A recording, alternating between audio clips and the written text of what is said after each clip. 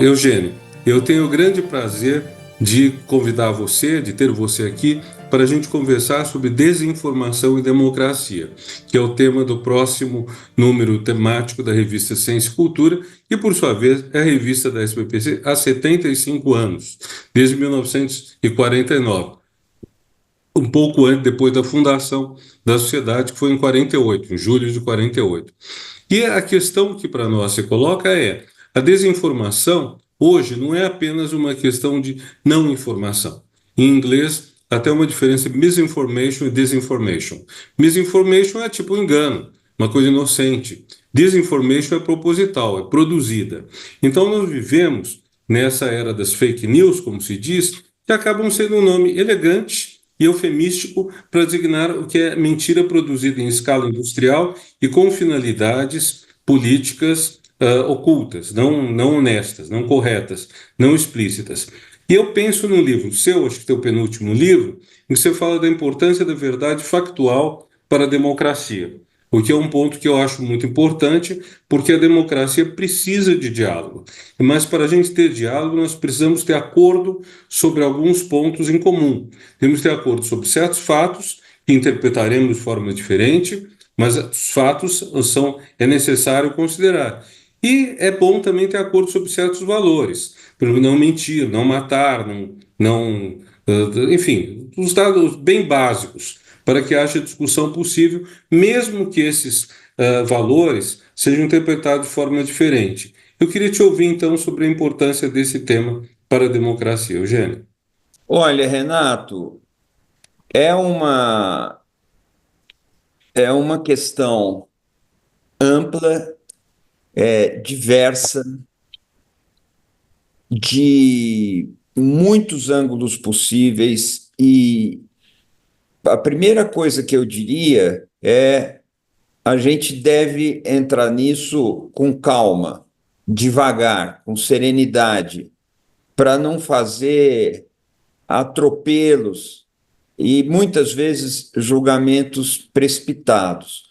Com a sua abertura, você destacou a diferença entre misinformation, disinformation, mas mais do que as palavras, a distinção que você faz entre equívocos que podem acontecer em função das plataformas ditas sociais, que eu penso muitas vezes que são dispositivos antissociais, mas há isso e há também a, a, aqueles enganos que são industrialmente produzidos justamente para confundir a população, os eleitores, os cidadãos e extrair disso uma vantagem indevida.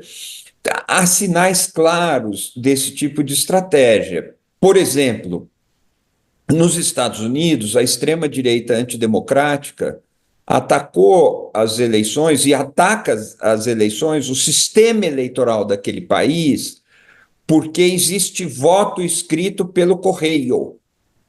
E isso seria ah, uma brecha pela qual entraria falsificação. No Brasil, o mesmíssimo discurso, com a mesmíssima utilização sistemática de recursos industriais ou superindustriais, diz que as eleições são vulneráveis à fraude, etc., porque o voto não é escrito, porque o voto é eletrônico. Veja bem, a base factual é oposta e o discurso é o mesmo. Isso é um sinal claro de que existem estratégias, essas estratégias são intencionais, elas mobilizam uma divisão de trabalho altamente complexa, requisitam incremento de operações técnicas sofisticadas, com profissionais sofisticados, com maquinário e com dinheiro. E ela é intencional e age para confundir e obtém um êxito muito grande. Então, isso é uma desinformação, uma estratégia de desinformação. É diferente de, por exemplo, um vídeo que circulou no WhatsApp, uma dessas coisinhas bobas, que é a guarda, os guardas lá do Palácio de Buckingham, a banda tocando e marchando, e alguém trocou a música e colocou um hino do Corinthians, tocado por uma banda. E de uma tal maneira, dado o ritmo, a maneira como são batidos os tambores, os passos da marcha, parece verdadeiro. E um grande amigo meu, muito corintiano, e uma das pessoas mais cultas que eu conheço, acreditou e falou: oh, essa homenagem é muito justa para o Corinthians e tudo. É claro que aquilo é uma brincadeira, mas uma pessoa toma por verdade. Aquilo é uma peça humorística, mas uma pessoa toma por verdade, e isso pode ter consequências. São coisas diferentes, evidentemente. Mas eu tenho dito que a desinformação é acima de um conjunto de postagens, de supostos conteúdos, é um ambiente comunicacional. Há uma entrevista antiga, só poderia ser antiga, da Hannah Arendt, que nos deixou na década de 70. Então, mas é no fim da vida dela em que ela nota o seguinte: o objetivo de um líder autoritário que semeia mentiras não é fazer com que as pessoas acreditem nele, é fazer com que as pessoas não acreditem em mais ninguém. E isso a gente percebe quando existe essa corrosão da credibilidade nas instituições que sempre aportaram um relato confiável sobre o que se passa, que são as instituições da ciência, as instituições da universidade, a perícia na justiça, o relato do historiador, a imprensa, sem dúvida nenhuma, a atividade da imprensa. Isso que eu chamo, assim, precariamente, de uma malha epistêmica, entra numa espécie de implosão e perde valor, é um sinal de que a sociedade não acredita em mais nada. A verdade perde o seu lastro, perde a sua autoridade natural. Isso vai constituindo esse ambiente comunicacional da desinformação.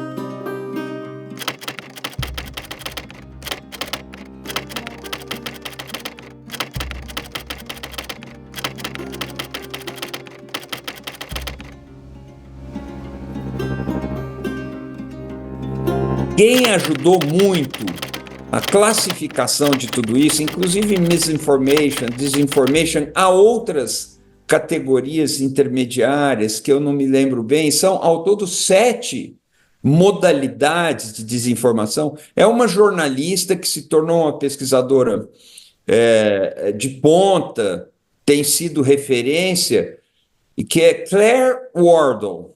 A Claire Wardle tem trabalhos que são adotados sistematicamente pelo Projor, pelo Observatório da Imprensa, inclusive com ações de combate à desinformação. Ela que nos ajudou, eu só lembro dela por isso, ela que nos ajudou a sair de uma categoria um pouco escorregadia, que seria fake news, outra coisa é pós-verdade. Tudo isso tem pertinência, tudo isso tem razão de ser, mas a superar esses termos e alcançar uma sequência de definições que são mais técnicas e com maior adaptabilidade para vestirem fenômenos empíricos, de tal maneira que você consegue identificar, categorizar e implementar um tratamento para algo que esteja se passando. Mas tudo isso é muito dinâmico, é difícil segurar com a mão o fenômeno da desinformação, ele muda de forma, ele muda ele muda a sua própria morfologia e as suas encarnações, sabe? E está sempre surpreendendo. Mas hoje a democracia tem um pouco mais, parece, de resistência a isso. Então, vai caminhando. Mas eu só queria deixar um crédito aqui para Claire Wardle. Você acabou de falar do jornalismo como instituição. Eu gosto quando penso no laço social, e sobretudo no seu, vamos dizer, no seu ingrediente político, que de certa forma é a política que revigora ou coloca em risco a persistência do laço social. Eu gosto de distinguir ação e instituição política. É comum a gente fazer essa diferença quando discute os teóricos da política. A ação culmina, o ato mais importante da ação é a revolução. A revolução muda tudo. Mas menos que a revolução, por dentro do ambiente talvez mais institucional, nós temos a figura do líder. O líder que eventualmente muda uma coisa, as mobilizações, etc. Numa sociedade tão injusta como a nossa, a ação política é muito importante. Em sociedades que já resolveram alguns problemas cruciais, como sociedades capitalistas avançadas, talvez seja mais importante você assegurar a permanência do que está, então talvez o papel das instituições seja mais relevante. Agora, as instituições, do meu entender, elas nascem de um problema muito preciso que avulta no final da Idade Média, que é a situação do mau governante, do governante louco, perverso, imbecil, assassino, criminoso, perante o qual a Idade Média não tem muita solução a não ser a deposição e até o tiranicídio. Então, diante dessa situação, a modernidade vai criar instrumentos, ferramentas, instituições para limitar esse poder. Nós temos essas limitações com o poder judiciário, com a tripartição dos poderes, o equilíbrio dos poderes, que os americanos chamam de checks and balances, aquilo que contrapõe e equilibra, um peso e contrapeso, a gente traduz às vezes, e isso foi o que, de certa forma, evitou o que houve de pior do bolsonarismo, quando o Supremo Tribunal Federal reconheceu os estados e municípios o direito de decretarem o isolamento, o distanciamento físico e a obrigatoriedade da vacinação em vários casos, como foi adotado mundo afora, Brasil menos, devido à campanha do bolsonarismo em favor da Covid. Eu não estou errando a preposição, foi em favor e não contra a Covid. Mas, enfim, dentre esses dois aspectos, ação e instituição, eu dizia no começo que num lugar que tem muita deficiência democrática, tem um déficit social tão grande, uma dívida humana tão grande como o Brasil, num lugar desses, talvez a ação seja mais importante do que a instituição, ou pelo menos mais urgente. Eu não sei, quer dizer, não sei, eu acredito que você preze mais instituições do que eu. Eu não sou tão. Eu sou a favor das instituições, reconheço o papel delas, mas mesmo quando amigos meus dizem que as instituições barraram o pior do bolsonarismo, eu entendo que as instituições tinham nome e sobrenome. Tinha um CPF, não tinha um CNPJ. Onde se lê instituições, leia-se Alexandre de Moraes. Foi praticamente um cavaleiro solitário que impediu o pior. Se fosse outro presidente do TSE, duvido que tivesse havido essa firmeza e não sei se a democracia estaria ainda vigendo no Brasil. Mas, enfim, que estou te colocando isso, porque ao colocar o jornalismo como instituição, Me parece que você está frisando esse lado dele num sistema político, dentro do qual ele desempenha um papel sem dúvida importante, mas eu me pergunto se outros jornalistas, aqueles que entendem o jornalismo ou atividade de cobertura dos fatos como uma militância, se eles aceitariam, porque a instituição justamente não é militância. A instituição é algo que faz surgir restrições, filtros, limitações, tempo, tudo mais. Queria te ouvir a respeito, Eugênio. Quando temos na cabeça uma instituição como o Supremo Tribunal Federal, que está dentro de uma instituição maior, como a Justiça ou o Poder Judiciário, e podemos dizer que as duas esferas são instituições, são passíveis de receber essa classificação, tanto o Poder Judiciário quanto o sistema de justiça, que é maior, que envolve todos os operadores de justiça, como o Supremo Tribunal Federal, que é uma cúpula ou a instância mais alta da decisão judicial no Brasil, podem ser tratados como instituições. A soberania nacional, por exemplo, pode ser tratada como uma instituição. Mas nós estamos aqui sempre tratando de instituições que têm um alicerce ou um cordão umbilical que as vincula ao Estado, outra instituição. E é aí que elas encontram o seu chão ou a sua base de apoio. E eu concordo quando você diz que, no caso das decisões do Supremo Tribunal Federal, nesse caso estamos falando de decisões que preservaram o funcionamento das regras democráticas no Brasil, são decisões tomadas no âmbito de uma instituição, mas por uma pessoa, que sim, tem nome, sobrenome e CPF, não tem CNPJ. Ou seja, as duas coisas se misturam um pouco. Mas isso, em todos os casos de estresse do sistema político, é algo que se verifica. A determinação de uma pessoa, a fibra de uma pessoa, o compromisso de uma pessoa, a coragem de uma pessoa, a competência de uma pessoa, dá uma sobrevida ou dá mais densidade e substância para a ação daquela instituição. Nós vimos isso muitas vezes com ministros da saúde, com ministros da educação, e em países de muita tradição democrática, ou seja, muito institucionalizados, e em países menos institucionalizados, de pouca tradição, vamos dizer, institucional. Eu te acompanho nisso. Mas a instituição da imprensa é uma categoria um pouco mais esquiva, porque ela é uma instituição, mas ela não é vinculada ao Estado, pelo contrário. Pelo contrário, ela é tanto melhor, tanto mais viva, quanto mais saiba manter distância do Estado. Distância do Estado quer dizer distância do Estado, distância do governo, distância do Poder Judiciário e assim por diante.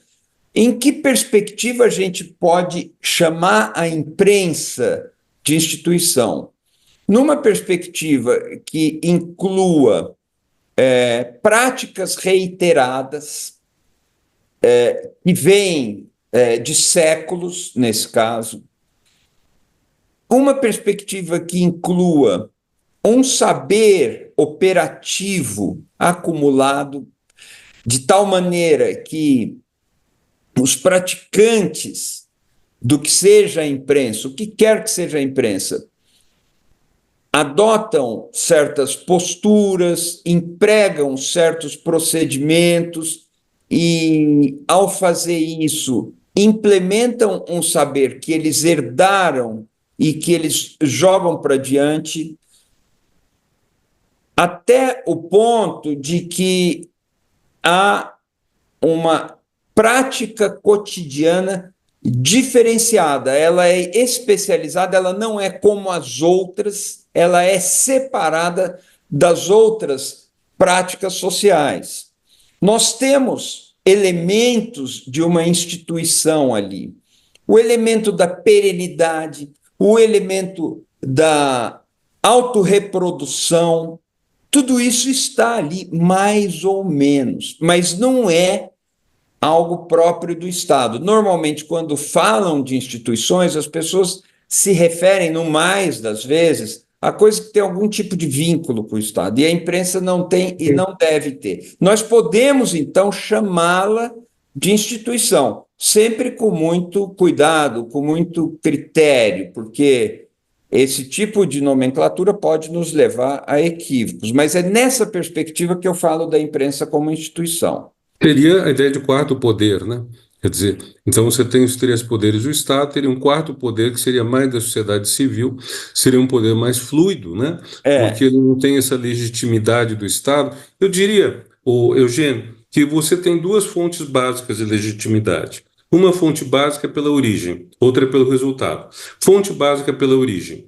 Você, o poder executivo tem legitimidade pela eleição, o legislativo também, o judiciário pela sua indicação no acordo dos dois ou nos concursos pelos quais a Justiça Estadual coopta novos juízes, etc. E há uma legitimidade pelo resultado. Então, se a imprensa produz bons resultados, ela tem legitimidade. E, de certa forma, isso poderia até abranger outros setores. Pela minha experiência no Ministério da Educação, eu diria que essa legitimidade pelo resultado é o que o terceiro setor procura, quando tem instituto isso, instituto aquilo, fundação de tal qual banco apoiando a educação básica. Se eles trouxerem resultados, são legítimos. Se não trouxerem, não são. Mas não tem legitimidade de origem, como tem, por exemplo, o secretário de Educação, o ministro da Educação, que provém de uma eleição do chefe do Poder Executivo respectivo, ou os professores, que estão na rede, enfim, trabalhando insanamente, às vezes, com as maiores dificuldades, mas, enfim, eu diria que a legitimidade da imprensa vem muito desse efeito. Quer dizer, ela está cumprindo o seu papel, está cumprindo os valores a que ela se propõe, e esses valores me parece que também se bifurcam. Por um lado, é dar o melhor relato possível do que está acontecendo. Isso é fundamental. Não estou dizendo retratar a realidade, porque retratar é um verbo muito forte, muito contestável, mas de alguma forma tem que almejar uma objetividade. Uma coisa que já ouvi de várias pessoas, e não sei quem terá sido a primeira a dizer, deve fazer muito tempo, é que objetividade não existe. Qualquer curso de jornalismo dirá isso na aula, na primeira aula. Mas se o jornalista não acreditar que ela exista, ele não tem possibilidade de trabalhar direito. Então, é claro, a gente não está colocando em. Que veja também, né? Quer dizer, quando a gente fala que tu estava remontando sua ideia de verdade factual. mas há um aspecto na legitimidade da imprensa que é um aspecto pouco lembrado e que, no entanto, me parece estar no cerne da força da imprensa. Eu poderia dizer que esse aspecto é histórico. Em que sentido? O projeto democrático, o projeto da democracia, que, na verdade, é um projeto que se desdobra do projeto liberal, que é o projeto de derrubar o absolutismo, mas derrubar a monarquia, derrubar a ideia de que o poder desce do céu sobre um soberano, que é um pouco o projeto iluminista. Uhum, Esse projeto, que é liberal e se desenvolve na direção da democracia, ele exige, ele requisita a necessidade, ele põe a necessidade de um mecanismo pelo qual os cidadãos consigam fiscalizar o poder para melhor criticar o poder e depois delegar o poder. uhum, Ou seja, o Estado teria todos os instrumentos para fazer a máquina administrativa funcionar. Todos menos um que não poderia ficar lá, que é isso, a sociedade conversando consigo mesma, para repetir aqui uma frase que muitos outros disseram há tempos sobre o funcionamento da imprensa. Essa função, que é histórica, ela comparece à legitimidade da imprensa. Porque se faltar o funcionamento da imprensa, a democracia, pensando nela como um mecanismo, ela para de funcionar.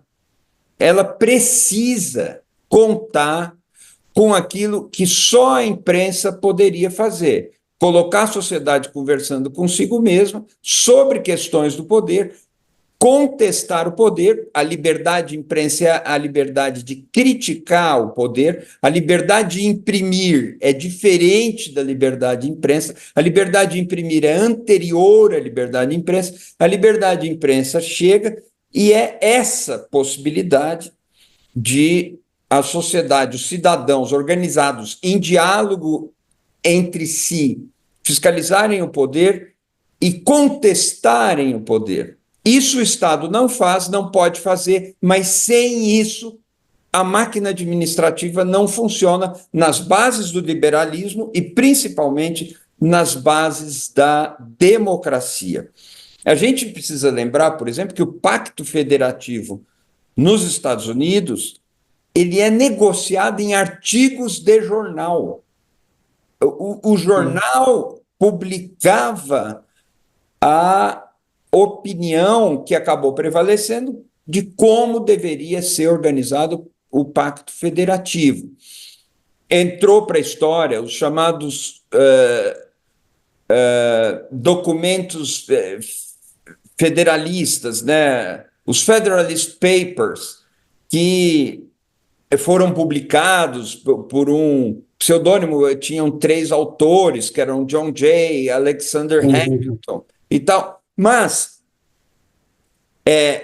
a imprensa, portanto, não fazendo parte do Estado, é uma fonte, não diria fonte do poder, mas ela é um catalisador de fonte do poder.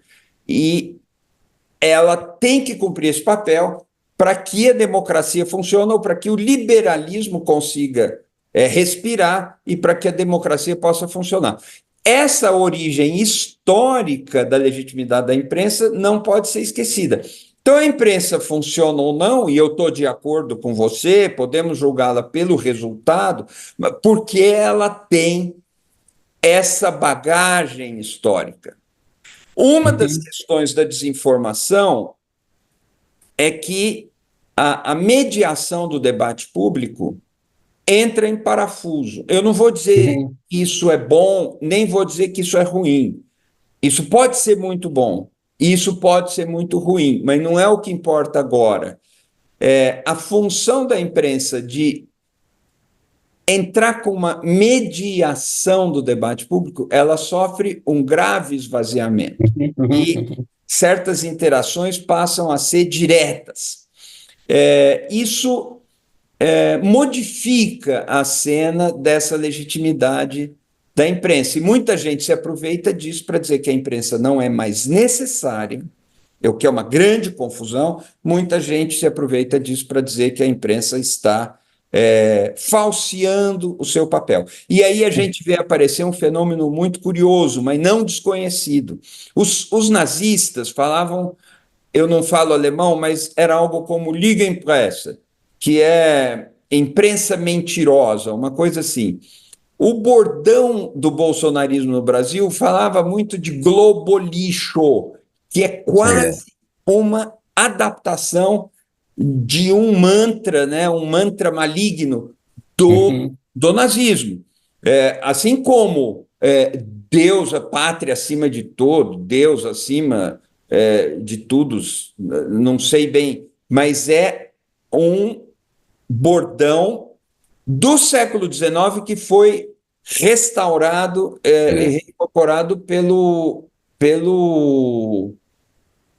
nazismo, Deutschland über alles, que é uma transposição.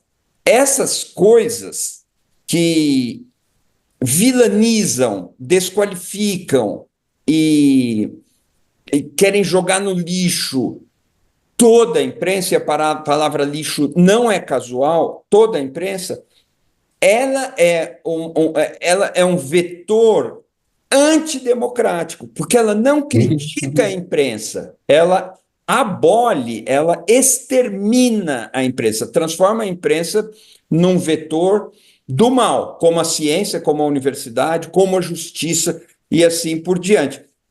Essa função, é por isso que eu pedi esse à parte, essa função da imprensa como instituição independente do Estado tem essa origem histórica e tem essa necessidade estrutural, ela é estrutural. E ela não pode ser jogada fora quando se critica a imprensa. Por isso, é porque criticar a imprensa é construir a imprensa. Mas a extrema-direita antidemocrática, quando critica, pretende abolir a imprensa. E isso aqui é fundamental, porque isso tem tudo a ver com a legitimidade da imprensa. Quando eu estava no Ministério da Educação, eu tive uma percepção da Globo News em especial. Globo News seria talvez, com aqueles programas de vários jornalistas conversando, a epítome da ideia de curadoria das notícias. Quer dizer, a hora em que eles discutem entre si, em que eles conversam entre si, analisam, interpretam, e com o risco que sempre existe, e que o Zé Miguel Wisnik certa vez denunciou, numa palestra dele num dos volumes do Arte e Pensamento, que no caso era a Folha, que ele dizia, a Folha queria te dar uma interpretação do mundo, ele não queria isso no jornal. Mas, enfim, a Globo News levava esse negócio da curadoria, eu chamaria de curadoria essa mediação que a imprensa faz dos fatos, imprensa, se quiser chamar tradicional, corporativa, como quiser, mas, enfim, que faz bem, geralmente, com exceção dos momentos em que ela tem uma voz só, né, que aí fica muito complicado. Mas o que a gente vive hoje, Eugênio, é justamente a ruptura dessa mediação, dessa curadoria. A gente tem, então, uma situação de relação direta do cidadão, do consumidor de notícias, com esses fornecedores, que, por sua vez, têm uma espécie de estímulo para cada vez se radicalizarem. A gente viu isso da campanha para prefeito de São Paulo, estes meses de setembro, outubro de 2024, que quando a gente está falando, a gente viu uma certa radicalização, sobretudo por um candidato que nada limita. E esse novo modelo, por assim dizer, de comunicação, ele é curioso porque ele intervém sobre a opinião pública, mudando totalmente os registros dela. A opinião pública era, de certa forma, a filha da imprensa. É como se a imprensa formasse a opinião pública. A imprensa, no limite, manipulasse a opinião pública. Então, esses grupos não estão errados quando denunciam o lado unilateral, autoritário, de cima para baixo da imprensa, mas eles estão errados, ou pelo menos aí a coisa se torna perigosa, porque na hora em que eles começam a fazer a situação que a Hannah Arendt tão bem definiu na sua citação, como sendo não apenas questionar determinadas verdades, mas acabar com a própria ideia de verdade. Quando alguém do Trump falou no mandato presidencial dele, eles tinham fatos alternativos, era isso. Fato não tem como ser alternativo. Fato é fato, né?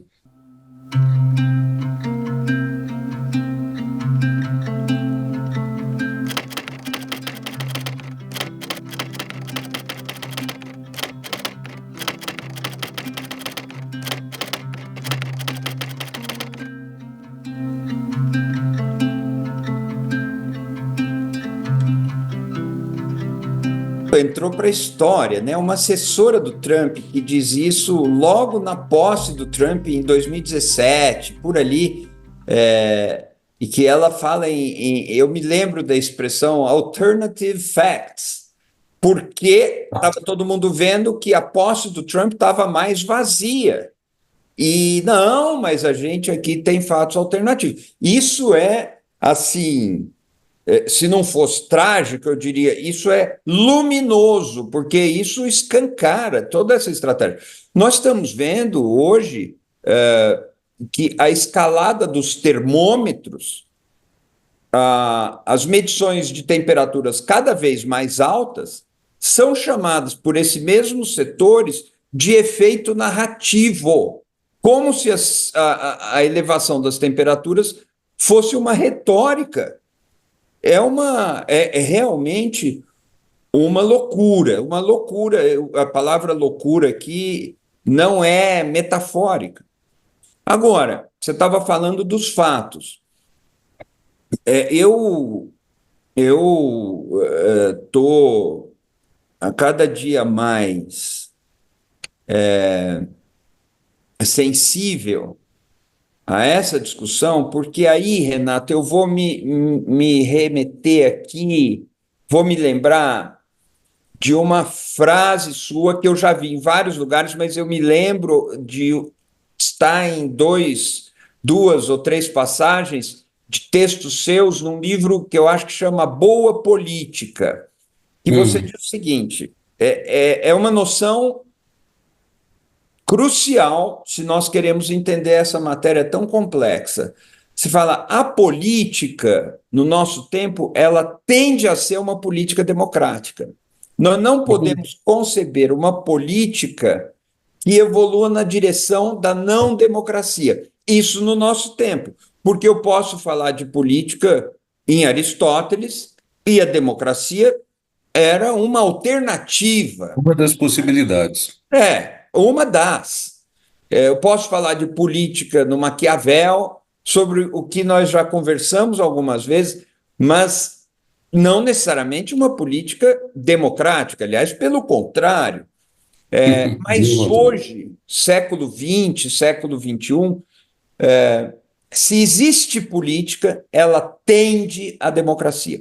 E o que é a política? Claro que eu não vou dar uma definição de política, mas a política necessariamente envolve um diálogo racional sobre fatos objetivos, com vistas a encontrar soluções que tenham representatividade e que atendam às maiorias sem ferir os direitos das minorias e sem ferir as garantias dos indivíduos.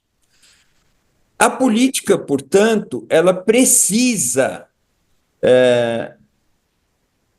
que a sua matéria, o seu objeto, tenha presença de fatos. E aí eu gosto muito da definição que a gente encontra na Hannah Arendt, no texto Verdade e Política, em que ela elogia muito o registro factual.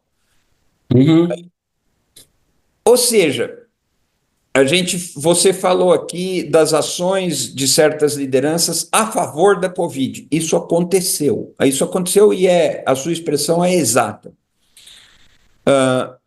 A sociedade só consegue ultrapassar aquela dificuldade porque ela tem capacidade de verificar o que se passa, um pouco informada pela ciência. Ali a ciência foi muito importante, mas não só, um pouco regulada por uma disciplina de conhecer os fatos, julgar os fatos e extrair disso conclusões em processos decisórios complexos, muitas vezes processos decisórios que suplantam a jurisdição de um único Estado nacional. É uma coisa realmente complexa. A pandemia nos colocou esse tipo de desafio. Hoje, as questões climáticas nos colocam esse tipo de desafio. É preciso haver uma concertação em órgãos multilaterais, de relações internacionais. E, no entanto, temos que fazer política ali. Quem informa essa política? Relatos objetivos de fatos. Fatos que estão acontecendo. Tem um aquecimento. Isso é o fato, não é uma narrativa. Tem uma pandemia. Isso é o fato, não é uma narrativa. E a política produz soluções coletivas que podem encontrar os tais resultados benéficos, etc. Pois bem, quando os fatos deixam de comparecer ao jogo, ou quando os fatos são tratados como se fossem opinião, ou quando a sociedade perde a capacidade de diferenciar juízo de valor de juízo de fato, nós vamos nos afastando do domínio da política. E nós vamos nos aproximando, ou mesmo ingressando, no domínio do fanatismo. No fanatismo, o fato não tem a menor relevância. Se uma coisa é verdadeira ou falsa, do ponto de vista factual, isso não é relevante. Isso não é o que unifica as pessoas, não é o que galvaniza a tal ação no mundo, não é o que motiva, não é o que apaixona. Só que isso dificilmente pode ser chamado de política. Pode ser uma política degenerada, pode ser uma política deteriorada, mas rapidamente isso vai para um outro domínio, que não é mais o domínio da política, é o do fanatismo. Aí a desinformação ganha importância outra vez, essa importância analítica, porque para o fanatismo, a desinformação é o melhor ambiente possível.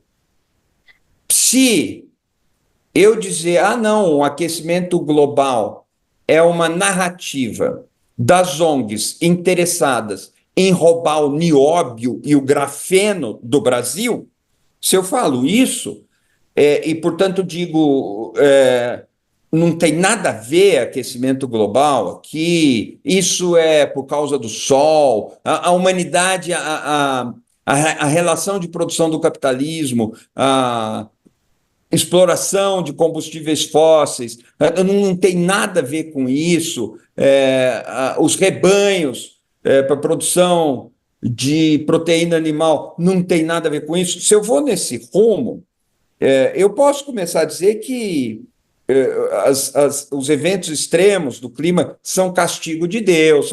Eu saio da política, porque eu paro de dialogar com base nos fatos. Esse é o ápice, é o êxtase da desinformação. A desinformação, o ambiente comunicacional da desinformação, ele convém, ele não é neutro, ele tem uma finalidade, e a finalidade é a destruição do convívio democrático. Daí a gravidade dessa questão. Eu só esclarecendo para quem estiver nos ouvindo, que essa ideia de que só política, só a democracia, toda política hoje que seja política tem que ser democrática, eu propus essa ideia a partir do seguinte: historicamente a palavra política é quase sinônimo de do poder. Então o poder pode ser do autocrata, do povo, da aristocracia, tanto faz. Mas de, sei lá, talvez um século e meio para cá, se desenvolveu muito a ideia de que a política depende da persuasão do outro, do diálogo. E persuadir significa eu chegar ao outro pelas paixões do outro, inclusive respeitando o outro, e dessa maneira conquistar a quiescência dele, o apoio. Isso é totalmente impossível num regime autocrático, ditatorial, ou pelo menos não é a sua essência. Daí que hoje, quando você vê os autores discutindo o que é democracia, discutindo o que é política, me chamou a atenção que são praticamente os mesmos conceitos. É nesse sentido. Mas engatando no que você disse, Eugênio, me parece o seguinte: dado que a alternativa ao fanatismo é algum tipo de moderação, você está apontando esse caráter moderador, esse caráter temperado, talvez, até fazendo jogo com a ideia de clima moderado e clima temperado, que são climas sem excessos, nem quentes demais, nem gelados demais. Aqueles climas moderados são aqueles em que a vida humana é mais possível, digamos. Então, aparentemente, para termos a democracia, seria um regime que modera as pessoas. Eu penso muito numa experiência que eu senti muito tempo atrás e que sempre me diverte, que é o seguinte: é frequente, ou pelo menos acontece, de numa discussão alguém estar muito entusiasmado e alguém colocar questões muito, muito fortes e para as quais é como se a pessoa dissesse: se não resolver isso, acaba a humanidade, acaba tudo. Pode ser aumento de salário, pode ser questões climáticas, pode ser tudo. Aí o que acontece quando você está falando numa assembleia sobre isso? De repente o presidente da mesa fala: Prezado, fala o orador, o seu tempo acabou. E passa a palavra a outra pessoa, ou seja, neutraliza aquele discurso bombástico, aquele discurso, de certa forma, apocalíptico, é reduzido a um discurso entre muitos. Quando o discurso, por assim dizer, de muito impacto, o discurso fanático, é um discurso que praticamente não admite alternativa, não admite alteridade.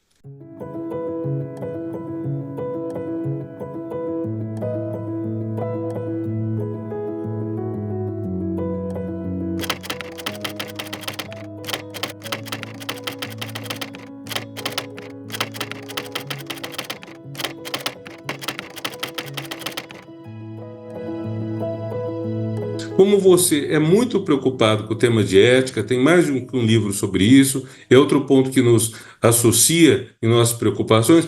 Eu queria que você concluísse falando da ética na comunicação, da ética na mídia, da ética na imprensa. Mas, enfim, o papel da ética nisso tudo que a gente falou. A gente falou democracia, que é um valor ético, a gente falou da imprensa, que tem um papel ético. Eu queria que você desenvolvesse esse ponto. Renato, eu tenho visto que os horizontes da discussão em torno da ética, ou da discussão ética, da possibilidade ética, entendida aqui como um, um destacamento da filosofia, ou uma arena em que seja possível pensar sobre os costumes, pensar sobre as regras de convivência, pensar sobre a moral. Hoje nós podemos fazer essa construção, que na origem moral e ética seriam equivalentes, mas foi se dando um sutil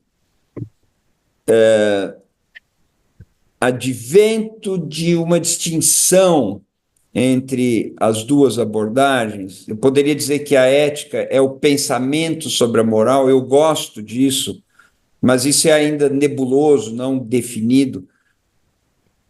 A questão da ética de imprensa hoje precisa ser vista em horizontes mais largos. Nós precisamos pensar numa ética da comunicação. Isso não modifica tudo o que nós conseguimos aprender sobre ética de imprensa, principalmente porque eu tenho como válida a proposição que Bernardo Kucinski fez tempos atrás, de que a imprensa é uma ética. E eu diria, a imprensa não é uma técnica, não é uma arte, embora ela tenha elementos de arte, elementos de técnica. Ela não é um discurso, embora ela seja também um discurso, mas ela não é apenas isso. Ela é uma repactuação permanente entre confianças. Isso dá à ética uma textura, a imprensa uma textura de uma ética. A imprensa é uma ética. Mas hoje, vejo uma discussão super presente. Os jogos das bets, essas empresas de bets, elas podem fazer anúncio do jeito que estão fazendo? Isso não é algo que se refira à imprensa, mas é algo que se refere, sim, à comunicação social. E isso precisa ser discutido eticamente, embora terá que ser discutido também do ponto de vista legal, do ponto de vista jurídico, do ponto de vista do ordenamento positivo. Mas é aceitável que ídolos que ganharam medalhas nas Olimpíadas apareçam estimulando crianças e adolescentes a apostar? E nós estamos tendo manifestações clínicas disso. O que eu quero dizer, adolescentes e crianças com compulsão por apostar, dependentes, desenvolvendo um vício já conhecido, por estímulo da publicidade, uma publicidade sem critério.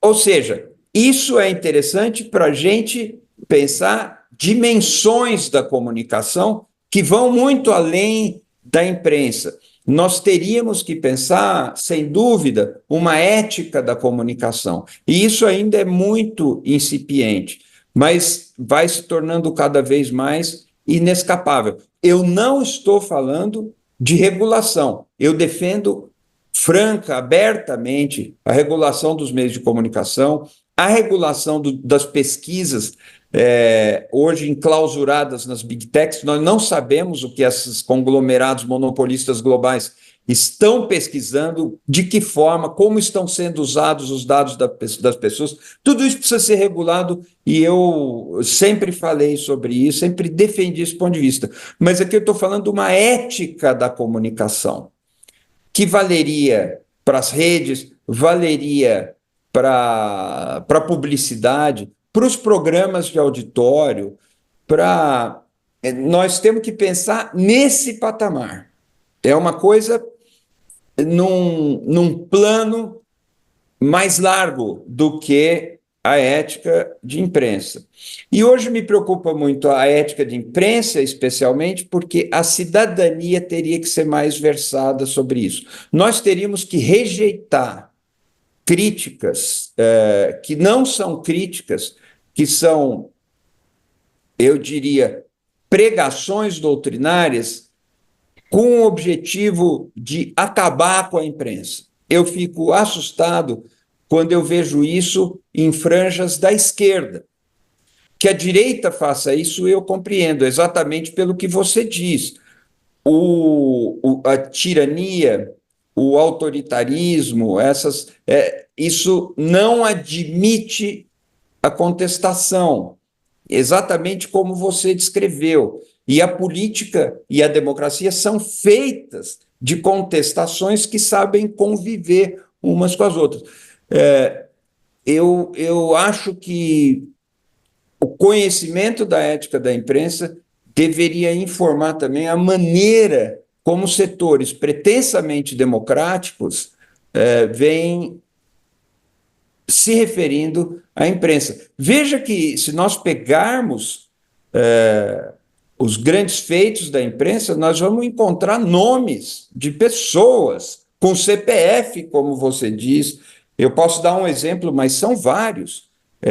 Patrícia Campos Mello, Jamil Chad, Vera Magalhães, Miriam Leitão, pessoas de opiniões diferentes, mas que tiveram coragem para enfrentar essas resistências que são dolorosas, que são traumáticas e muitas vezes têm sido vítimas de formas variadas de violência de setores intolerantes.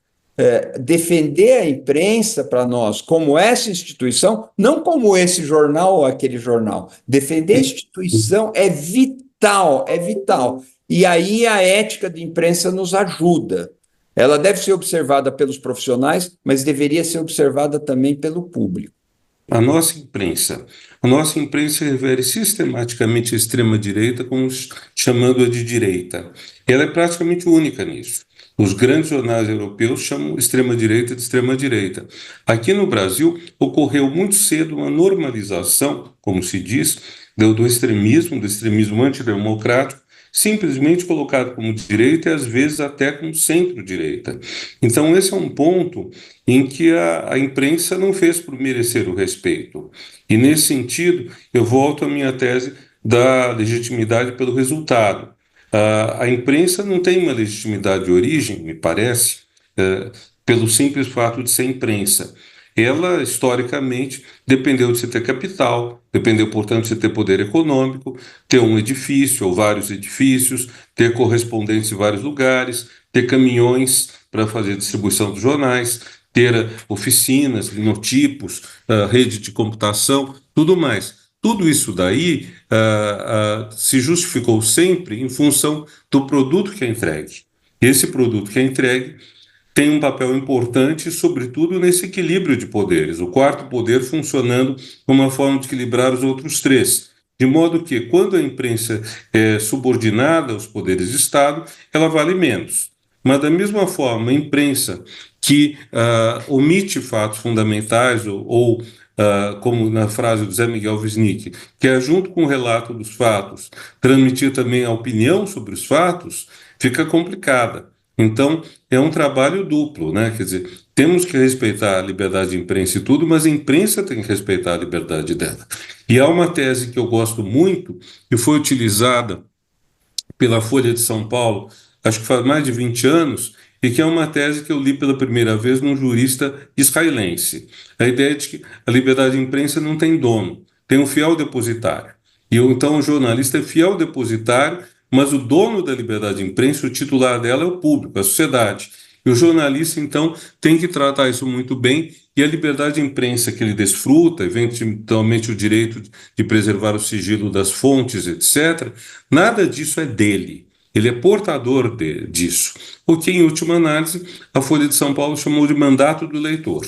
Quer dizer, na hora que eu compro um jornal, eu confiro ao jornalista a missão, o direito e o dever de apurar os fatos o melhor possível, o que implica, inclusive, o direito dele eventualmente ser indelicado, por exemplo, ligar a altas horas da noite para uma fonte, perturbar as pessoas, fazer perguntas que não são do agrado dos entrevistados, mas tudo isso está baseado nesse mandato. Agora, o problema de todo mandato, Eugênio, é que o mandato está sujeito a regras éticas importantes, né? Quer dizer, o mandato não é uma carta branca, por assim dizer.